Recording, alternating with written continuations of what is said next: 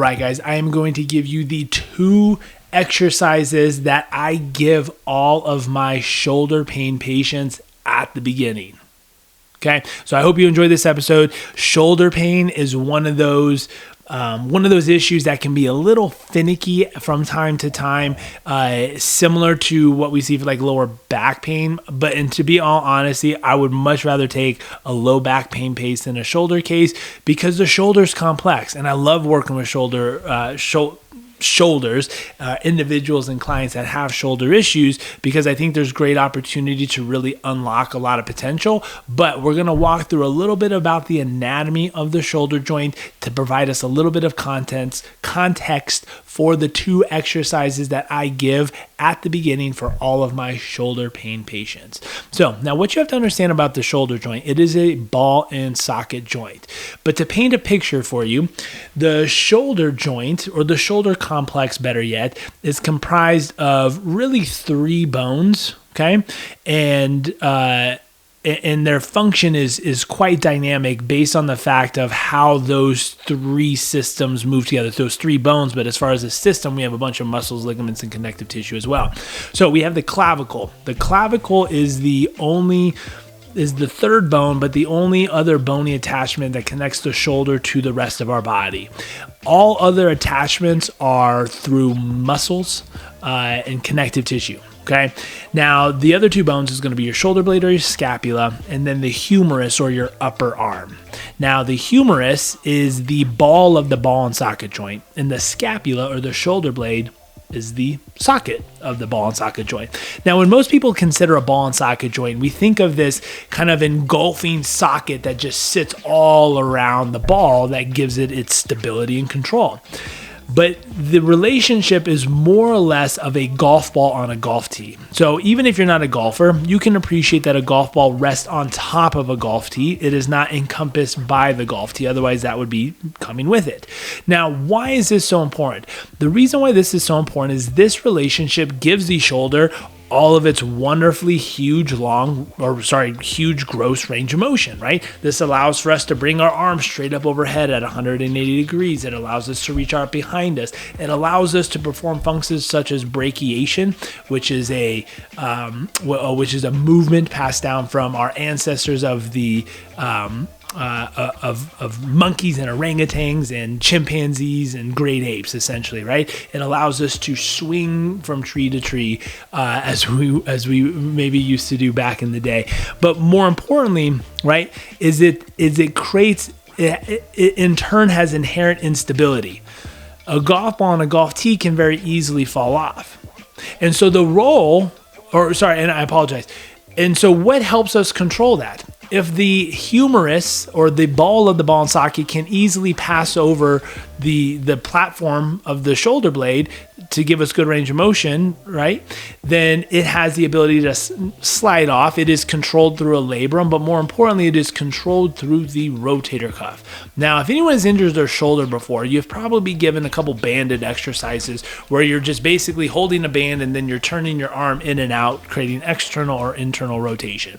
Now, these are great exercises for isolating the rotator cuff and specific muscles to help build a little bit of isometric strength and tendons. So I do think they are valid and used to a certain component, but they are overused, and especially when we're talking about shoulder pain issues that don't have a lot of pain, or through our assessment we know there's not a tendon issue, a tendon tear, or a muscle issue. Okay, but the main role is collectively all of the rotator cuff muscles help hold the ball of the ball and socket in the socket, right? So if you're imagining that golf ball on the golf tee, now imagine you have on all 4 sides of the ball these tendons or these arms that come and pull that ball straight down into the socket, right? So the ball can still articulate and roll and groove, but through the combined nature of how all those tendons pull and work together, it keeps the head of the humerus, the head of the arm, the ball and socket as centered into the socket as possible. Now, this is important because if you can centralize that joint complex together, it will allow for the maximum amount of range of motion. Let's say, for instance, the head of the humerus is sitting too far up on the socket, and then you're trying to take your arm up overhead. Well, it's going to start crashing into the clavicle and the AC joint, thus creating impingement syndrome and different kind of symptoms like that. Or if you're traveling too far forward because you have hypermobility or ligament laxity, either genetically or from injuries, you run the risk of subluxating or dislocating your shoulder joint, right? So we need all of these pieces working together. So in the case, again, context, going back to our movements, the two main movements that I give for all shoulder pain patients at the beginning is compression and distraction. Okay, so the rotator cuff, when I'm compression, essentially is my arm is being compressed up into the socket, right? Now, depending on the angle, that arm is going to be stressed or forced and pushed in all sorts of different directions, and then the rotator cuff has to control that positioning. Now, vice versa, distraction, the arm is trying to get pulled away from the body, and when that pulling motion is creating some gapping in that ball and socket joint, well, the rotator cuff has to, again, suck in and pull and try to centrate the head of the humerus in the socket. So we start off with basic ring suspension trainer or TRX rows. This is probably one of the top 5 exercises that I think everyone could be doing more to improve their shoulder strength, range of motion, and function. Hands down. It is one of the easiest things you can do. You can make your own suspension trainer. You need a rope and a handle. You need somewhere to anchor it up. That simple. It's fantastic, okay? Now, what's great about it is you can change how challenging it is by simply moving further and further under base of support. But that's for another time of breaking that movement down. Now, so what this does though is as we're challenging the joint, we are having constant traction pulling on the shoulder in various shoulder positions. So consider at the bottom of the row, my arms are out in front of me, right? So it's kind of pulling my arm out in front of me. But at the top of the row, I'm pulling my hands towards my chest, and now all of a sudden my elbows are pointing, kind of down into the side. So the orientation of my arm to the socket has changed. But yet there still is this pulling force on that. And so then my muscles are counteracting and pulling all while trying to make the main movers around my shoulders, my back muscles, my traps, my rhomboids, and my deltoids, stronger in a pull type of manner. But then underlying all of that is the rotator cuff and all the stabilization muscles that are required to keep the head of the humerus in the proper position so that the deltoid and all those other muscles we just talked about can do what they need to do. If not, you're not optimizing function. And there's a relationship, which we're not going to get into right now, but we'll talk about it in another episode here coming up, is the strength length tension relationship, right? And again, so if you want to know more about that, we're going to do another short episode about the length tension relationship, but essentially that is how we optimize that. Now, the counter of that is some sort of a compression movement. Now, if you're having shoulder pain, oftentimes, maybe not a full push-up would feel good. So we might start with like an incline plank. We might even start with some isometric holds with like a kettlebell. But more times than not, I'm doing some sort of an incline plank, incline push-up to create the compressive forces that I'm looking for.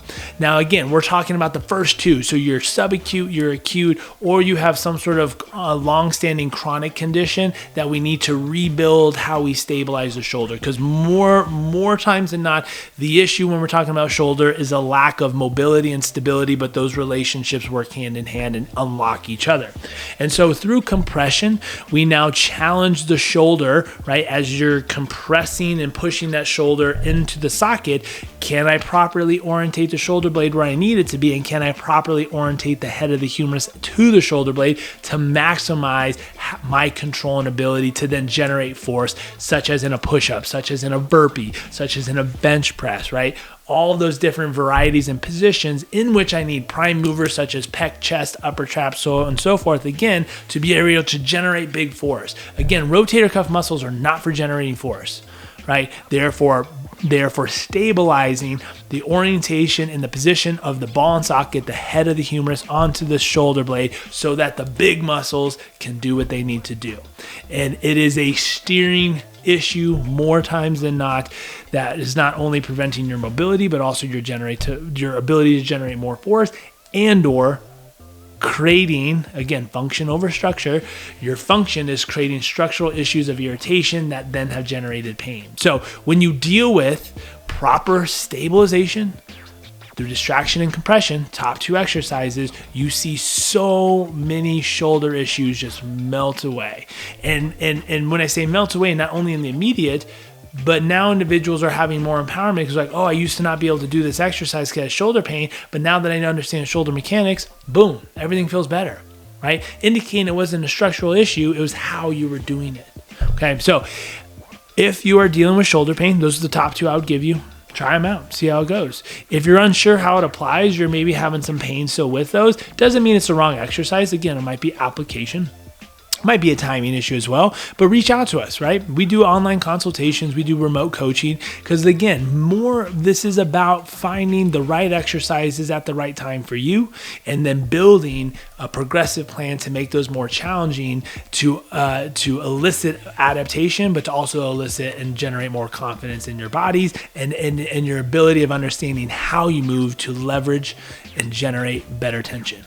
So if you're having shoulder pain, or if you know of someone having shoulder pain, please share this with them. I guarantee it'll help them. And if you don't have some form of suspension trainer, make one or go buy one. They're cheap. It is a fantastic tool that I think everyone should have for not only strength generation, but also mobility.